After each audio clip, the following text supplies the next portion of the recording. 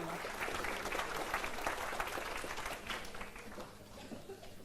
Hello everyone. My name is Val and this is Alan, and we're members of the Dickens Declaimers, which is a group formed from the members of the Dickens Fellowship here in Broadstairs. We read or declaim much in the same manner as the great Charles Dickens, and in doing so, the declaimers may each adopt 2 or 3 different characters, but it's worth remembering that the great man played all the characters himself. This is an excerpt from Our Mutual Friend, and it concerns Nicodemus Boffin and his wife Henrietta. Mr. Boffin, also known as Noddy, is in the employ of a Mr. Harmon, who leaves his money to his son John, on the understanding that he marries a young lady of the father's choice, namely Bella. The father and son quarrel, and young John Harmon leaves the country, but returns when news of his father's death reaches him. However, a body, believed to be that of the young John Harmon, is discovered floating in the Thames. Mr. Boffin is the residuary legatee, so he comes into possession of old Mr. Harmon's fortune. With the death of John, Bella's hopes of marriage are dashed. It's at this point that we join Noddy and Mrs. Boffin, contemplating their future in the light of this substantial windfall. Betaking himself straight homeward, Mr. Boffin, without further let or hindrance, arrived home at the Bower and gave Mrs. Boffin, in a walking dress of black velvet and feathers, like a mourning coach horse, an account of all that he'd said and done since breakfast. And now this brings us round, my dear, to the question we left unfinished, namely, whether there's to be any new go-in for fashion. Now, I'll tell you what I want, Noddy. I want society. Fashionable society, my dear? Oh, yes. It's no good my being kept here like a waxwork, is it now? Oh, people have to pay to see waxworks, my dear, whereas, though you'd be cheap at the same money, the neighbours is welcome to see yous for nothing. But it don't answer. When we worked like the neighbours, we suited one another. Now we've left off work, we've left off suiting one another. Well, what do you think about, beginning work again? Out of the question. We've come into a great fortune, and we must do what's right by our fortune. We must act up to it. Well, suppose we must, yes. It's never been acted up to yet, and consequently no good has come of it. True, to the present time. I hope good may be coming of it in the future time, towards which... Now, what is your views, old lady? Mrs. Boffin, a smiling creature, broad of figure and simple of nature, with her hands folded in her lap and with buxom creases in her throat, proceeded to expound her views. I say, a good house in a good neighbourhood, good things about us, good living and good society. I say, live like our means, without extravagance, and be happy. Yes, I say be happy too. Lord mercy, when I think of me in a light yellow chariot and pair with silver boxes to the wheels. Oh, you was thinking of that, was you, my dear? Oh, yes. Oh. And with a footman up behind, with a bar across to keep his legs from being pulled, and with a coachman up front, sinking down into a seat big enough for 3 of him, all covered with upholstery in green and white, and with 2 bay horses tossing their heads and stepping higher than they trot long ways, and with you and me leaning back inside as grand as 9pence. Oh, Oh, yes. Yes. And what, my old lady, what's your view on the subject of the bower here? Oh, shut it up. Don't part with it. But put somebody in to keep it. Oh, any other views? Noddy. Next, I think, and I really have been thinking early and late, of that disappointed girl. Oh, that was so cruelly disappointed, you know, both of her husband and his riches. Don't you think we might do something for her? Have her to live with us or something like that? Yes, yes. What a thinking steam engine this old lady is, eh? She don't know how she does it, neither does the engine. Last, and not least, I've taken a fancy. You remember dear little John Harmon, before he went to school, over yonder across the yard at our fire? Now that he's past all benefit of the money, and it's come to us, I should like to find some orphan child and take the boy and adopt him and give him John's name and provide for him. Somehow it would make me feel easier, I fancy. Say it's only a whim. Oh, but I don't say so. No, but dearie, if you did... I should be a beast if I did. Oh, there's as much to say you agree. Oh, it's good and kind of you, and like you, dearie. And don't you begin to find it pleasant now to think that a child will be made brighter and better and happier because of that poor sad child that day? And isn't it pleasant to know that good will be done with the poor sad child's own money? Yes. And it's pleasant to know that you are Mrs. Boffin. And it's been a pleasant thing to know this many and many a year. Having so spoken, they sat side by side, a hopelessly unfashionable pair, Mr. and Mrs. Boffin, side by side with fashion withdrawn to an immeasurable distance. They fell to discussing how they could best find their orphan. Mrs. Boffin suggested advertisement in the newspapers, requesting orphans answering annex description to apply at the Bower on a certain day. But Mr. Boffin, wisely apprehending obstruction of the neighbouring thoroughfare by orphan swarms, this course was negatived. Mrs. Boffin next suggested application to their clergyman for a likely orphan. Mr. Boffin thinking better of this scheme, they resolved to call upon the reverend gentleman at once.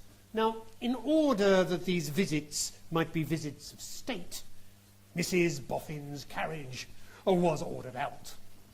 Mr. and Mrs. Boffin took their seats in the back compartment of the vehicle, which was sufficiently commodious, but had an undignified and alarming tendency in getting over the Rusk crossing to hiccup itself away from the front compartment.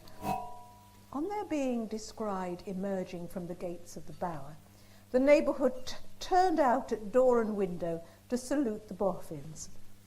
Among those who were ever and again left behind, staring after the equipage, were many youthful spirits who hailed it in stentorian terms with such congratulations as "Noddy Boffin!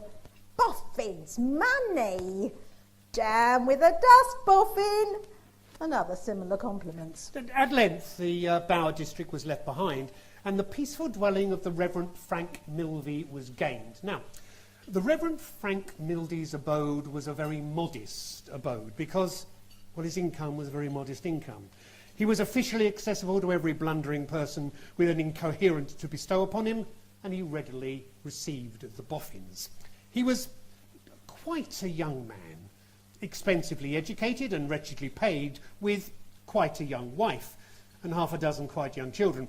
He was under the necessity of teaching and translating from the classics to eke out his scanty means, yet was generally expected to have more time to spare than the idlest person in the parish and more money than the richest. He accepted the needless inequalities and inconsistencies of this life with a kind of conventional submission that was almost slavish, and any daring layman who would have adjusted such burdens more distinctly and graciously would have got very small help from the Reverend Frank Milvey. With a ready, patient face and manner, and yet with a latent smile that showed a quick enough observation of Mrs. Boffin's dress, Mr. Milvey, in his little book room, charged with sounds and cries as though 6 children above were coming down through the ceiling and the roasting leg of mutton below were coming up through the floor, listened to Mrs. Boffin's statement of her want of an orphan. Now, I think that you have never had a child of your own, Mr. and Mrs. Boffin, but like kings and queens in the fairy tales, I suppose you have wished for one. I think we had better take Mrs. Milvey into our council. She is indispensable to me. So, if you please, I shall call her. Margaretta. And Mrs. Milvey came down. A pretty, bright little woman, something worn by anxiety, who had repressed many pretty tastes and bright fancies and substituted in their stead schools, soup, flannel, coals, and all the weekday cares and Sunday coughs of as a large population, young and old, and taken up among the poor and their children with the hard crumbs of life.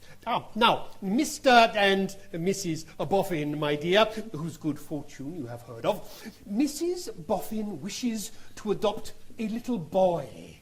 My dear, an orphan, my dear. And I was thinking, Margaretta, that perhaps old Mrs. Goody's grandchild might answer the purpose. Oh, my dear Frank, I don't think that would do. No? No, Oh. I don't think. And I believe my husband will agree with me when he considers it again, that you could possibly keep that orphan clean from snuff. Because his grandmother takes so many ounces and drops it over him. But he would not be living with his grandmother then, Margaretta. No, Frank. But it would be impossible to keep her from Mrs. Boffin's house. And the more there was to eat and drink there, the oftener she would go. Yes. And she is an inconvenient woman. Oh, I hope it's not uncharitable to remember that last Christmas Eve she drank 11 cups of tea and grumbled all the time. And she's not a grateful woman, Frank. You recollect her addressing a crowd outside this house about her wrongs, when one night after we had gone to bed, she brought back the petticoat of new flannel that had been given her because it was too short. That's true. I don't think that would do. No, would little Harrison? Oh, Frank. Oh, he has no grandmother, my dear? No, but I don't think Mrs. Boffin would like an orphan who squints so much. Yes, that's true again. If a little girl would do... But my dear Frank, Yes. Mrs. Boffin wants a boy. Yes, true again. Tom Bocker. Now, that's a nice boy. But I doubt, Frank, if Mrs. Boffin wants an orphan quite 19, who drives the cart and waters the roads. Mrs. Boffin said she was concerned at giving so much trouble, and that if she had known they would have taken so much pains, she didn't think she would have come. Oh, pray, don't say that. No, don't say that, because we are so much obliged to you for giving us the preference. Which Mrs. Milvey confirmed. And really the kind, conscientious couple spoke as if they kept some profitable orphan warehouse and were personally patronised. But it is a responsible trust and difficult to discharge. At the same time, we are naturally very unwilling to lose the chance you so kindly give us. And if you could, afford us a day or two to look about us. Oh, you know, Margaretta, we might carefully examine the workhouse, or the infant school, or your district. Oh, to be sure. We have orphans, I'm sure we have, yes. Pursued Mr. Milvey, quite with the air as if he might have added, in stock. and quite as anxiously as if there were a great competition in the business and he were afraid of losing the order. Yes, we have orphans. The clay pit. Yes, we have orphans at the clay pit, but, well, they are employed by their relatives and friends, and I'm afraid it would come at last to a transaction in the way of a barter, and even if you did exchange blankets for the child or books and firing it, it would be impossible to prevent them from being turned into hard liquor. Accordingly, it was resolved that Mr. and Mrs. Milvey should search for an orphan likely to suit, and as free as possible from the foregoing objections, and should communicate again with Mrs. Boffin. Then Mr. Boffin took the liberty of mentioning to Mr. Milvey that if Mr. Milvey would do him the kindness to be his perpetual banker to the extent of a £20 note or so, to be expended without any reference to him, he would be heartily obliged. At this, both Mr. Milvey and Mrs. Milvey were quite as much pleased as if they had no wants of their own, but only knew what poverty was in the persons of other people. And so, the interview terminated with satisfaction and good opinion on all sides.